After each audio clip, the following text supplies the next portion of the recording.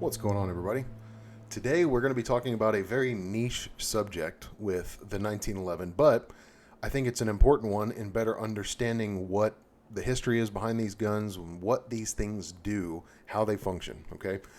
Now, you guys hear me talk about these ejection ports and how I prefer a standard ejection port, meaning you can kind of see this line in the slide right here, right, where it turns and you have the top of the rounded portion of the slide.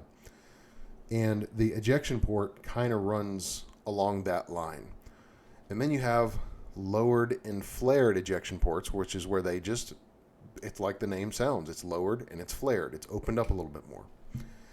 And so you've heard me talk about how I prefer the standard ejection ports, and I've only ever really talked about it in terms of a visual thing, and I do think they look better. It's really the calling card of a classic 1911 is the standard ejection port. For me, lowered ejection ports are just to turn off visually. But there's actually some deeper reasons here and why I think the standard ejection port is better. So first thing I want to do is I want to just do a little myth busting.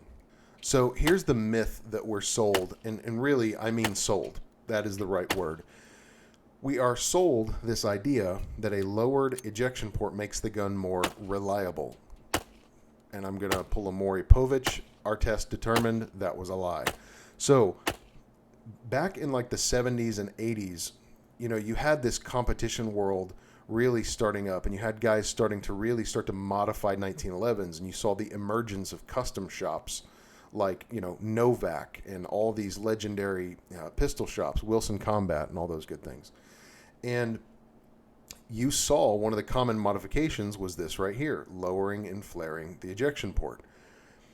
Now, back then, if you listen to guys like Ken Hackathorn, who was around back then and can tell you directly why they did that, it was not to make the guns more reliable. It was because standard ejection ports, really the only downside to a standard ejection port is it does tend to beat up on brass a lot more than a standard or a lowered ejection port. And so I have some casings here to show you what that looks like. These are cases that came from this pistol.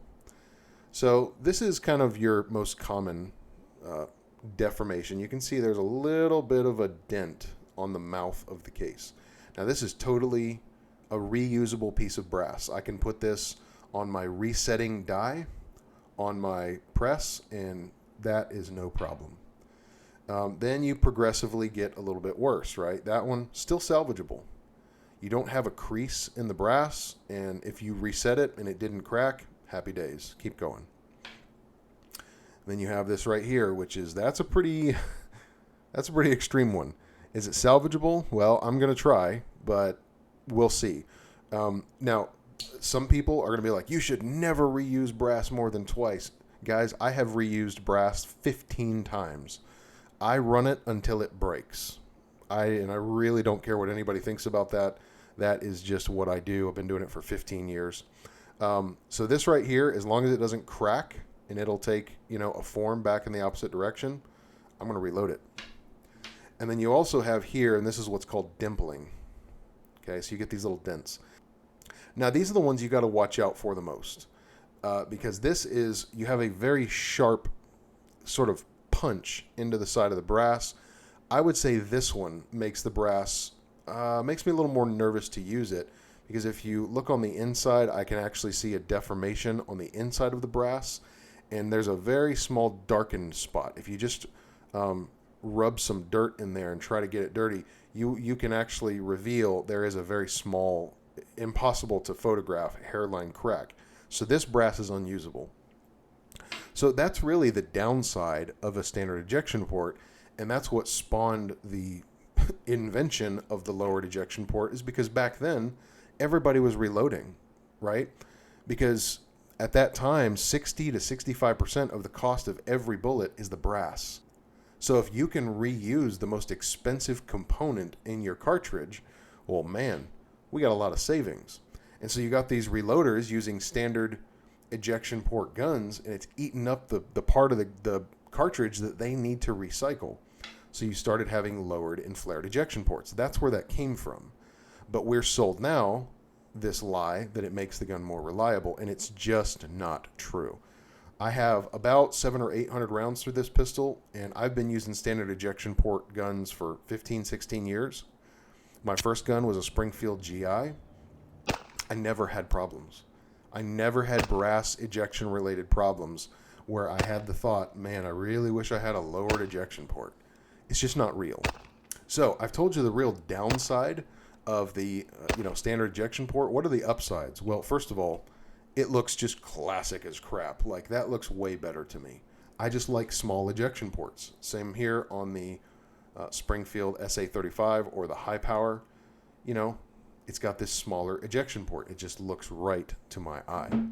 But another benefit is you don't have as much opportunity for debris to get into your barrel mechanism. With this smaller ejection port, yeah, it does reduce how much crap can get in your gun. Especially some companies, they will lower this ejection port so far where you can actually see the bottom of the barrel hood. To me, that is a direct line of debris into your barrel link area, and that's just no good. So I actually think the edge is going to go to the standard ejection port in that case. So really, that's it, guys. That's the difference between a standard ejection port and a lowered and flared ejection port. Me personally, I'm going to pick the standard every single time. Again, 15 years experience running these pistols. I just don't have these purported problems that people come up with. But hey, there's nothing wrong with a lowered ejection port. They still look fine. Still looks like a 1911. But there is a little bit of a difference. They do different things. They have different characteristics. And there is a little bit of a history as to why they exist. So I hope that helped you guys out. Hope you learned something. And let me know in the comments. Which do you prefer?